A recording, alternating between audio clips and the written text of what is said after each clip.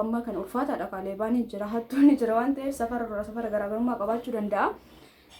Akkana isin jaa hordoftoota kiyyaa hunda nagan haasa'ee fi hordoftuu xiyya takkatu meeshaa bara dheengaddaa qarshii 350 itti baasee bitee mana kiyya keessatti itti qollofanii ture. Ji'a lama dura meeshaan guutuun mana keessa hin jiru. Garuu kireeffattoota ni jiranii ture saalonii kiyya keessatti meeshaan kan jiru.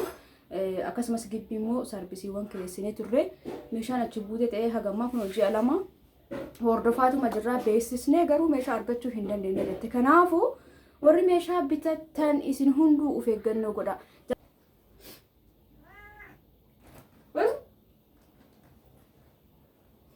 Maal barbaadde? Maal feetee? Kunuun si fuudha. Kunuun as keessa of ilaali. Waa. Kunuun as ilaali.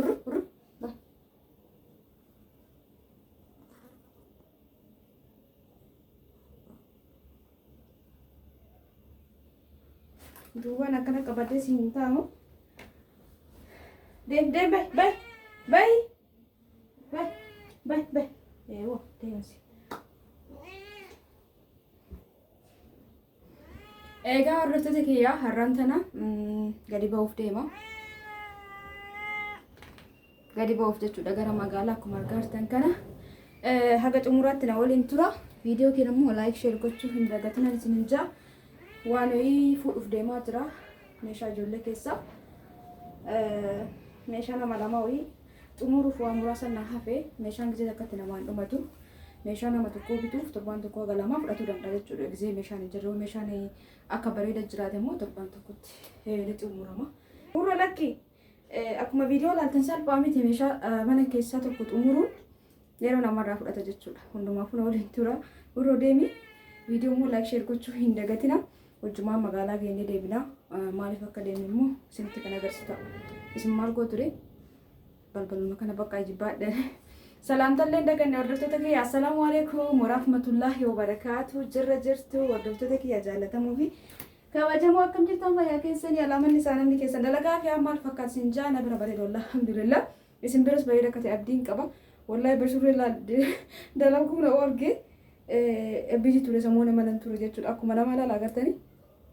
Mashallah. Akkuma nama waan fuudha jedhee afaan bana jechuudha lafa. Amma waan fuudhu moo os jedhee. Inti nacee nuuf illee taatamu. Inna akkasiin waliin koottaa meeshaa laal wayii ilaalee meeshaa muraasa naqatee ture. Isa laaleetiin achumaan immoo waaf jedhe isinitti agarsiisa. Turtii gaarii na waliin qabaadha. Viidiyoo kana laayikii godhaa akka hordoftoota kiyya. Innaa walumaan deemna. Egaa hordoftoota kiyya dhiifama guddaa magaalaa gisee gadi ba'u isinii waraaba jedhee ture. Hedduutu akka dadhabee. Isinii waraabuu hin dandeenye natti hin tolle jechuudha. Viidiyoo waraabuun hedduutu akka ulfaata biyya keenya keessatti tokko irratti. Bilbila waanuu deemuun kaameraan deemuun ni ulfaata. Namarratti qabdee mootu waan biraa keessallee si galchuu danda'a. Ulfaataadha walumaa galatti gisee tasatti waraabna malee karaarratti waraabuun jechuudha. Kanaaf hin waraabne garuu waan tokko isin ja'uu barbaada. Namoonni illee waan gaafattan jirtanii akka galatti viidiyoo kana irratti isin dubbadha. Isin maal gootu akka xumuraatti na waliin tura. Warri viidiyoo kanaaf yookaan chaanala kanaaf yookaan yuutuuba kanaaf haarawaa taatan mootu subscribe gochuudhaan maatii kiyya akka taatan kabajaan isin gaafadha. Warri jalqabarra na waliin turtan ulfaadha galatoomaa isin jechaa. Egaa har'aan tana maal isinitti haasa'uudha deema. Jalqabarratti warra meeshaa ajajuu waa jedhu barbaade warri meeshaa bitatuuf gara kiyya dhuftan hadaraa keessan ani gisee baay'ee ni dubbadha. Kam isin jaa amma jala mureetu maal hunda isin jedhu qabu isin jedha jechuudha. Gaafii keessan immoo gara xumuraatti isin deebisa. Warri meeshaa ajajattan jalqabarratti yoo nama mariisisuun isin barbaachise abbaa manaa keessan ta'uu danda'a, haadha keessan ta'uu dandeetti, abbaa keessan ta'uu dandeetti, obboleessa keessan everything nama kamuu haa ta'u nama isin mariisisuu barbaadda yoo jiraate osoo gara onlaayinii hin dhufin ana birallee ta'e nama biras haa ta'u yoo mariin ka barbaachisu ta'e osoo gara nama sanii hin deemin osoo gara simboon dhufin achumatti mari'attee waliigaltee xumurtee meeshaa san bitachuudhaaf qophii eegataatiin booda hello simboo jechuu qabda jechuudha. Namoonni meeshaa barbaadan maaliif kana isiniin jedhe amma fakkeenyaaf meeshaa tokko meeshaa mana keessaa akka jiruun ajajattee erga geessiteen booda akka namni si fuudhuuf yoo namatti kan hindu ta'e namni sun inumaa sitti aaruu danda'a jechuudha. Maaliif sitti aaran? akka tokkotti biyya keenya keessa teessanii gaafa laaltan dhugaadha. Akka keetiitiifillee dhugaadhatillee waan si barbaachisu tokko guuttachuudhaaf namni kamuu onlaayinii irratti kan meeshaa bitatu. Mee isin onlaayinii irratti meeshaa warri bitattan maaliif onlaayinii irraa meeshaa bitachaa jirtan naa barreessaa. Osoo ani dubbatiin dura mee naa barreessaa warri hagammaan dhageeffattan. Namoonni onlaayinii irraa meeshaa bitattan sababni isin onlaayinii irraa meeshaa bitattaniif maali? Egaa anillee akkana fakkaatetti isinii hima sababa jechuudha. Isinillee naa barreessaa. An akkana fakkaate tokkoffarratti gaafa biyya namaa hojjetaa jirtuu fi gaafa biyya galte tokko miti. Maaliif tokko ta'uu dhabe? Achi teettee hojjetaa gaafa wal jala waan tokko bitatte maashaallah carraa hin argamne. Garuu birrii miiliyoona qabattee osoo biyya galtee meeshaa 200,000 meeshaa 300 meeshaa 100 bitadha jette abadan hin bitattu gabbaatee akka warri onlaayinii kun gista akka sabasabee waan hunda sii qop godhee sii fidu kanatti hin bitattu jechuudha. Ima hin bitanne maaliif hadha bita boru bita iftaan bita osoo jettu birriin galteen sun garanatti yoo baastu namni biyya alaatti gale kun kan namni hunduun eega kuni waan barteedha jechuudha. Namni tokko biyya alaatti gale taanaan namni sun itti mijate hin galle yookaan immoo osoo barbaadin tasuma gale wanni akkasii hin jiru jechuudha uummata keenya bira.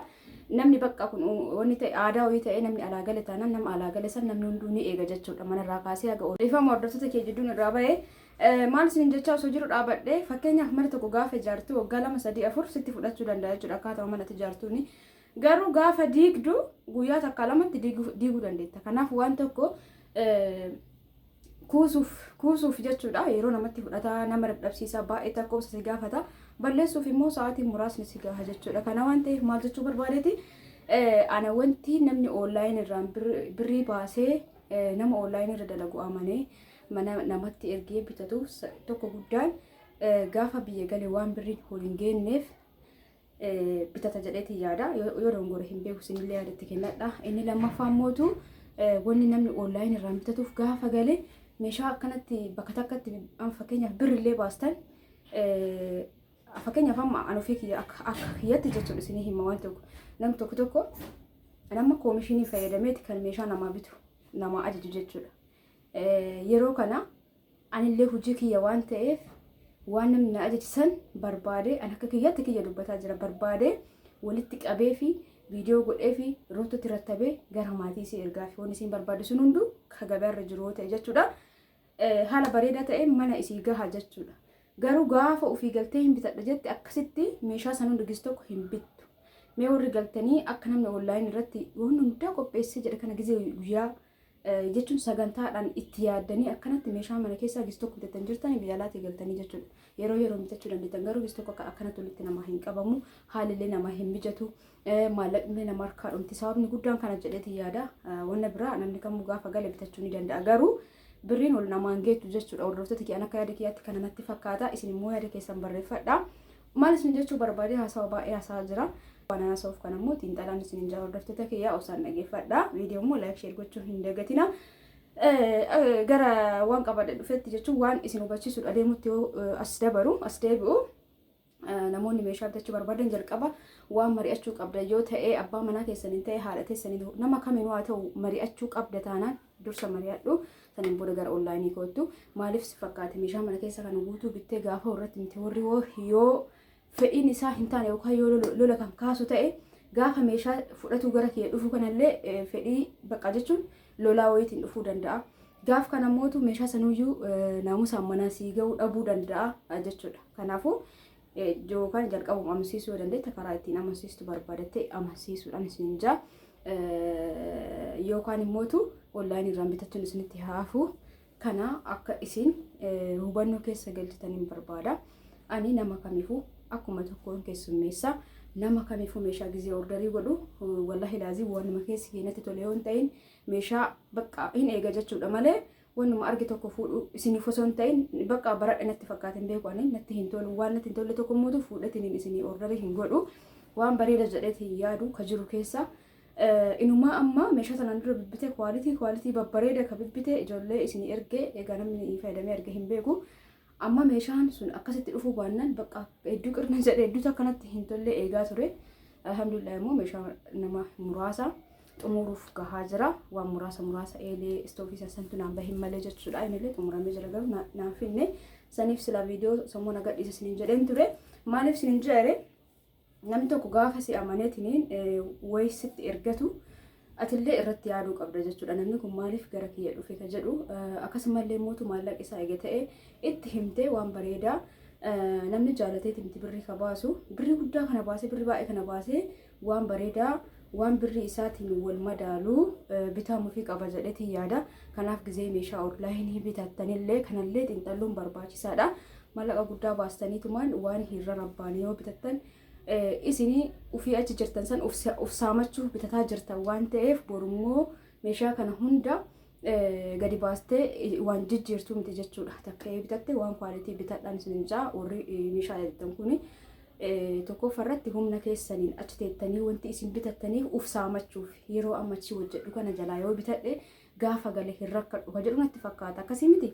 Kana waan ta'eef waan bareedaa ajajadhaan isin jaa algallee ta'ee qumsaaxinii ta'ee biffee ta'ee amma meeshaaleen kunniin meeshaan gurguddaan kun waan waggaa 2-3 jijjiirtuu miti. Algaa qumsaaxinii biffeen kunniin jechuudha waan umrii dheeraa si waliin jiraatudha jechuudha. Kanaafuu gizee dalagsiifattan muka gosa hedduutu jira. Hatta qalamiin darajaa qaba. Sanka walumaa galatti maal isin jechuu barbaade garaagarummaa birrii xiqqootiin meeshaa mukaa keessattuu baay'ee takka baay'ee riskii qaba. Mukki garaagarummaa qaba jechuudha hordoftoota kiyyaa. Kanaaf waan tokko dalagsiisuun duratti sirriitti itti yaaduu qabdanii sirriitti ilaaluu qabdanii maatii keessanillee mariisuun barbaachisaa ta'e mariisuu qabdanii yommuu meeshaa tokko bitattanii geessitan waan akkanaa bakka kanaatti bitu jechuun isinirra hin jiraatu jechuudha. Meeshaa akkanaa wayii ergee jira fuudhaa jedhaanii malee namni akka tokkotti nu tokko tokko dasitti jedhee fudhata. Tokko tokko mootu akkamitti osoo hin jiru namni biraa bita jedhallee dallanuu danda'a. Ani isaanittillee hin murteessu dhugaa jirtudha jechuudha. Isaanittillee kan dhagahamu nuun binnu nuun goonu jedha waan ta'eef akkasitti haala mijeeffadhaan isinin jaa haasaa isinitti dheeressee horoon waan tokko tokko na gaafattan immoo jirtani. Egaa namni hundi akka tokkotti miti kan namarraa hubatu waan haasa'e kan akka gara faallatti jiraachuu danda'a kan gara sirriitti hiiku jiraachuu danda'a. Kan moo jedhiseetuma dhageeffatullee jiraachuu danda'a. Kan ilmi namaa hunduu tokko miti garagara jechuudha. Ilmi namaa akkuma bifaan garagara akkuma amalaan garagara hubannoo irratti illee garagara jechuudha hordoftoota kiyya. Kadafee hubatu jira ka jiddu galeessaa jira amma yoo barattan jechuudha barataa cimaatu jira barataa jiddu galeessa jira barataa immoo cadhiseetu daree keessa taa'u jira akkasii miti akkasii jechuudha kan beekutti namnillee akkasuma wal taraa kadafee bakka akka ofumaan si beeku fa'a jira akkasii hubatu kan mootu as raddaatee yookaan hubachiistee yuusii namaaf hin galle jira kan moo hundaa keessaa qulqulluu ta'e bakka jirullee jira. Kanaaf hundi keessanuu warri meeshaa bitattan hadaraa keessan wantoota nama isin jedhe kana yaada keessan ufii keessan wajjin walii galtee qabaadha. Meeshaa tokko bitachuun duratti meeshaan kun hagam na tajaajila amma yoo galuudhaaf karoora hin qabne meeshaa amma bittee waggaa 6-7 kaawuun kee maal bu'aa sii qaba sanillee ilaaluun barbaachisaadha. Meeshaan ni dabala jettee bitta dhugaadha garuu mootuu waggaa 4-5 booda akkamitti meeshaan sun baduu danda'a hin beeku. Dhugaa dubbachuuf jechuun manni tokko fakkeenyaaf manni haarofni tokko gaafa bakka mana sirriitti bareeda ta'ee haarawaa ta'uu waan hundaa qabaatu yoo mana san xaxaradee namni keessa jiraatee ibiddi keessa naarsi manuma santu ona ta'a jechuudha. Kanaafuu warri karoora dheeraa qabdan gara nagaluudhaaf dabalullee haa dabaluu xiqqoo tasgabbayaan isin ja'a waggaa takka lama homaa miti sanillee irratti ilaalan isin ja'a. Akkasumallee immoo meeshaa keessan kan akka bittan gaafa dhumaa eessa keettan bakka kaattanillee murteef qopheeffachuu qabdan jechuudha. Meeshaa bittanii qofa gara maatii fi osoo hin taane bakka itti fe'attan sanittillee hagamta akka jechuun namni jechuun yeroo ammaa kana ulfaataadha kaalee baanii jira hattuun jira waan ta'eef safara garaagarummaa qabaachuu danda'a. Akkanan isin jaa hordoftoota kiyyaa hunda nagan haasa'ee fi hordoftuu xiyya takkatu meeshaa bara dheengaddaa qarshii 350 itti baasee bitee mana kiyya keessatti itti qollofanii ture. Ji'a 2 dura meeshaan guutuun mana keessa hin jiru. Garuu kireeffattoota ni jiranii ture saalonii kiyya keessatti meeshaan kan jiru akkasumas gibbii immoo sarvisiiwwan kireessinee turre meeshaan achi buutee ta'ee hagammaa kun ji'a 2 hordofaatuma jirraa beeksisnee garuu meeshaa argachuu hin dandeenye jette. Kanaafuu warri meeshaa bitattan isin hunduu of eeggannoo godha. Jalqaba meeshaa osoo hin bitin dura mana keessan ijaaradha. Warri mana keessan ijaaraa jiraattan mana keessan ijaaradha xumuradha. Warri mana hin qabne lafa keessan bitadha. Yeroo ammaa kana jechuudha namni lafa murteessaa lafaa fi mana jechuudha. Tartiibaan deema karoora keessan gizee ala baatan karoora ala baataniif san qabdaniif namni hunduu gaafa ala deemu maatii kee jijjiira uf jijjiira jedheetiin deemu. Ayitiin akka yaada keeraatti jechuudha. jijjiiruu keessa maatii jijjiiruu keessatti waa hedduutu jira. Waa hedduu sanillee akkuma wal duraa duubaatiin keessummeessuu barachuu qabdan jechuudha. Egaa xiqqoo isii maatii keessan hara galfachiistanii namoota gargaaruu qabdan gargaartaniin booda ofii keessaniifillee yaaduu qabdan jechuudha. Gaafa biyya namaa jirtan yoo ofii keessanii gadhaabuu hin danda'in biyya galtee abadan gad of hin dhaabdu jechuudha. Maaliif waa tokko jalaa qabaatu qabda. Isinii galaa miti biyya keessallee yoo hojjete namni yoo obsa qabaatee mala garaagaraa beekee hojjete dhimma of jiraachisa jechuudha. Achi bahee yoo baay'ee of jijjiiruu baatus jiraachuu hin dadhabu. Garuu mootu ati chaansii jalqabuuf jijjiira jettee egaa baatee gizee ala jirtu sanitti gad of dhaabuu qabda jechuudha. Kana yoo isin jedhu ifa isinii taasisu ala deemtanii karoora ala deemtanii kan ammallee fakkeenyaaf gizee ala deemtan san maatii keessan jijjiiruuf ofii keessan waan wayii godhatuuf miti ree sammuu keessan keessa qabdanii deemtan. Kanaaf maal gootan jalqaba akkuma deemtanii haadhaaf abbaa wanni caale hin jiru. Haadhaaf abbaa keessan waan tokkoon gargaaraa. Obboleeyyan keessan yeroo itti godhaatiin gargaara. Waggaa lamuu maatiif obboleeyyan kee gargaarti ni ga'a. Waggaan tokko yoo ni ga'a. Waggaa tokko isaaniif karoora godhuu qabda. Akkuma achi geetteen waggaa tokko maatii keetiif dalaguu dandeetta. Sun akka yaada keetiiti garuu akkuma deemten jalqaba maatii kee haga tokko gargaarta. Egas booda ofii keetiif yaaduu qabda jechuudha. Ofii keetiif maal goota lafa bitatta. Lafa xaaxaa hin qabne kaartaaf pilaanii qabu wuddillee ta'uu haga fedhillee ta'uu hojjattee achi geetti taana hojii kee hin tuffatin. Hojii kamuu hojjedhu achi geetti taana jechuudha. Akka biyya keenya keessatti namni hojii tuffata kanaa miti jechuudha. Biyya sanis ta'ee garuu biyya sanis dhadhu namuma asitti qaqqabee hojjetetu achitti illee hojjeta. Namni asitti hojii tuffatu achitti illee hima tuffata. Maaliif jennaan namuma anama gaafa as jiru yoo hojii kan tuffadhu ta'e ala deemeef hojii hundeen hojjedhu jechuudha. Maaliif anuma kaan anuma waan ta'eef jechuudha. Kana waan ta'eefu achi hodhadhaan hojii keessan hojjetadhaa mataa keessan qaqqabaa waan kamuu waan humni keessan danda'u yoo isin garaa qulqulluudhaan hojjettan namni sunuu garaa isinii laafuu danda'a. Damoota isinii dabaluu danda'a jechuudha. Ani deemuu baadhullee kan beeku akkas jedheeti yaadanii nama biyya sanii beekuu baadhus. Kanaaf walumaa galatti bakkuma jirtanitti hojii keessan irra jabaadha saniin booda tarkaanfiin keessan jalqabaa maatiitti aanee lafa bitadha. Egaa lafa bitattan booda osoo lafa mana ijaarratiin meeshaa bituuf hin deemina. Lafa bitattan san irratti kilaasii lamallee taatu mana kee bitadhu. Osoo mana ijaaraa jirtu immoo meeshaa bituuf hin deemin. Mana ijaaraa jirtu san bakkaan ga'e xumuradhu. Rabbiin isindaa isin haa qarqaaru hundaa nu haa qarqaaru hundu yaada muraada wayii qabna. Rabbi biraan nu haa ga'u isin jaanillee isin keessa jiraadhe. Egaa mana kee ijaarrattee finishingii isaa fixxeen booda meeshaa manaatti deemtee meeshaa manaa keessa saniyyuu sammuu kee gista akka biziif godhuun qabda. Meeshaa manaa kana keessa haadha osoo galee kamtu sirriitti na barbaachisa. Mana tokko ijaarrattee xumurtee gaafa galte algas si barbaachisa. Dirqama irra ciista waan ta'eef algas si barbaachisa. Algaaf qumsaaxinii akkas jedha saniin booda algaa qumsaaxinii majaliisa saniin booda akkas jedhaa suutaan wal jalaa baafatta mana gisee mata kaanii miti garuu mana irratti xiyyeeffadhaan isin jira obboleeyyan kee yeroo ammaa manni murteessaadha. Kiraa manaa keessa jiraatu diqoonii ulfaata. Kanaafuu mana keessan ijaaraa warri lafa hin qabne lafa bitadhaa warri lafa qabdan irratti ijaaradhaa. Warra ijaarrattanii jettan finishingii keessan eega xumurtaniin booda meeshaalee bu'uura kan dhala namaa barbaachisu qaba.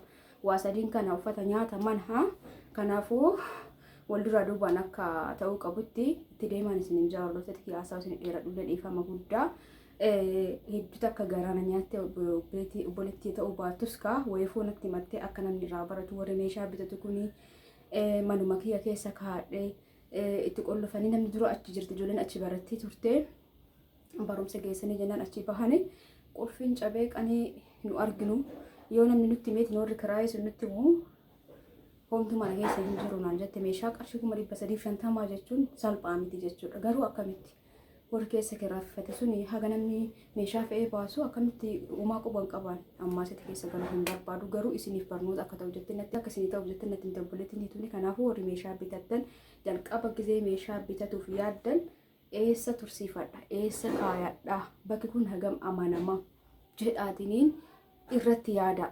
Mana addaa keessallee meeshaa birrii haganaatiin bitanii hin kaayinaa jechuudha. Mana maatiin keessa yoo jiraate malee maatiin yoo jiraate bargisee tokko yoo balbala cufanii bahan wanna akka nama mudata jechuudha. Kanaafuu wantoota akkasii sanniin hirqixanyaa yookaan bakka namni gizee mara hin dhabamu namni gizee tokko gadi hin bahu maatiin amma namni tokko lama boos kan manatti hin dhabamu jechuudha. Akkasuma ta'uu baate ni ulfaata.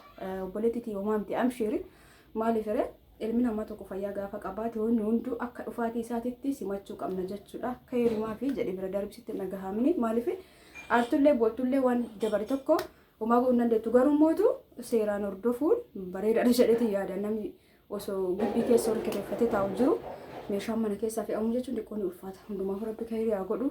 Egaa of eeggannoo godhaan isin jaallattoota kiyya haasawaa isinitti dheeresse kanumaan geesse maatii keessan mariisaa warri gara kiyya dhuftan meeshaa bitachuuf. Akkasumallee bakka kaa'attanillee irratti yaada. Ana birallee fe'attanii gizee fudhattan meeshaa san eessa akka kaa'atuu qabdan ifaajee keessanitti hin taphatinaan isin jaa honna namaa haasa'ee dhiifama. Rabbi yaada muraada keessan isin haa guutu hunda keessanuu. Egaa magaalaa deemuu nan fide sababa eeleenti meeshaa isinitti viidiyoon godhu viidiyoo babbareedaa meeshaa mana keessaa inshaallah isiniif godha. Waan muraasa eegaa ture. Sufraa baay'ee bareedaa ta'e. Sufraan kun dabaleetu jira. Kan amma sadii qabadheetu jira. Kaama fidee kana waan ta'eef isinitti agarsiisa meeshaa galee ilaalee jira garuu viidiyoon goone haalli jiru dhiqoon ittiin toltolle saniif viidiyoon godhini. Maashaallah akkana fileetiraan isinitti taa'imu warqaammaa ta'ee waan isin beekuu qabdan sufraan an dalaksiisu kun ajajaan dalaksiisa akka fedhe keessaniif ajajaa yoo ta'u jechuudha. Kun amma garaan isaa meetira tokko kan garaan isaa saantii 70 jira. Walakkaa isaa akkana dacha'eetiin viidiyoo irratti isinitti agarsiisa. Sufraan kun qarshii 2500 kan dalagamu jira. Garaagarummaan isaa kun amma meetira tokko garaan isaa bal'aadha jechuudha. Maashaallah eeguldisuun waan bareeda jisuutu caala jedheeti yaada. Inni biraa kabunaa kanallee meetira tokkoof tokkotti dalaksiisan. Dheerinni isaallee meetira tokko lala. Garaa isaallee meetira tokko. Kun maaliif isinii fakkaate kan dalaksiisu? Tokkoffarratti sinii gizee farrashtan sinii bira rakabootii bira girgiraan taa'uu danda'a. Meeshaan faandishaa taa'uu danda'a. Rakabootii jala qofa aftee kana birri baasuun keenollee diqqaan gizee dalagamu rakabootii qofa irratti dhumata jechuudha. Akkasitti bareedina hin qabu. Rakabootii irraa diqqoo tirfii ta'ee bakka girgiraa keetti fi bakka saanii faandishaa ta'uu danda'a, qursii buna ta'uu danda'a keetti jiraatu qaba. Tokkuma jechuudha. Ta'anis ni agarsiifta as keessa jirullee ayi nama tokko maashaallah tabarakallah ani ajaan dalaksiisa. Lammaffaarratti immoo laastikiin tokkoffaaf lammaffaa qaba. Kan irra galu kun laafatu bareeda. Kan xarzirraa kunillee tokkoffaa lammaffaa qaba. Uffannillee akkasuma jechuudha. Meeshaan akkasii wal tara. Egaa gatii isaa immoo viidiyoo irratti isinitti kan agarsiisu ta'a.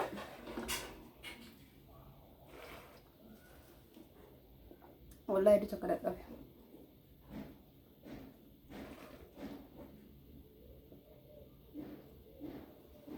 Hanya akkasii hordoftoota kiyyaa hundi keessanuu viidiyoo kiyya laayik sheer gochuun jirtani laayikii godha akka sabskraayibii oofaa jirtan maashaallah jabaattanii jirtu. Ammallee akka sabskraayibiin kee dafii naa deemu maal gootan warri laaltan sheer godha hiriyoota keessan irratti. Yoo isin fakkeenyaaf nama 5 irratti sheerii gootan namni 5 sunillee hiriyoota ofiit irratti sheerii godha yoo viidiyoon keessi tole jechuudha. Akkasitti sabskraayibiin guddataa deema. Kanaaf hundi keessanuu sabskraayib gochuu hin dagatina. Yuutuuba kaan immoo jechuudha zamoo laayif shoop kan jedhu san meeshaalee garaagaraa asirratti argattanii. Kanaaf hadha asirratti kan dhufee fi badee jira yuutuuba irraa samoona kana baay'ee biizii ta'ee wallahi baay'ee biizii ta'ee qofaan hojii qabee ture. Akkasumallee waan garaagaraatiif biizii ta'ee meeshaalee fuudhuuf olii gad deemaa ture jechuudha. Meeshaan manaa bahee na xumuramu ka'e isin jedhu saniif biizii ta'ee yuutuubiin akka xiqqoosii addaan na jalaa hin cinneef amma dhufe. Kanaaf hundi keessanuu sabskraayib gochuu hin dagatina. Yuutuubii san immoo dhaqa sabskraayibii godha achirratti daawwadhaan isin jaa. Egaa viidiyoon kiikarraa kanuma fakkaata hordoftoota kiyya hundi keessanuu bakkuma jirtanitti egaa rabbiin yaada muraada keessan isin haa guutu. Hedduu takkan isin jaaladha, hedduu takkan isin kabaja. Hundi keessanuu naaf galatooma walfaadha sabskraayibii gootan chaanala sanillee uumaan jettan namni 700 sabskraayibii godhe garuu yuutuuba siimbootu irratti nama 17,000 sabskraayibii godhe yoo ansan sheerii godhe sabskraayibiin goone baay'een keessa nama 700 galatooma walfaadha warra sabskraayibii naa gootan warri guddinni kiyya hawwitan. Anillee wanda biraa hin jedhu du'aa iman isinii go'a rabbi yaada muraada keessan isinii haa guutu isin jecha. Egaa viidiyoon kiyya kanumaan raawwateeti jira. Viidiyoo biraatiin hanga walitti dachaanutti hundi keessanuu bakkuma jirtanitti fayyaa keessanaa tura. Hedduun isin jaaladha. Hamtuun hundaan nun argini keerii nun darbin isin jaa.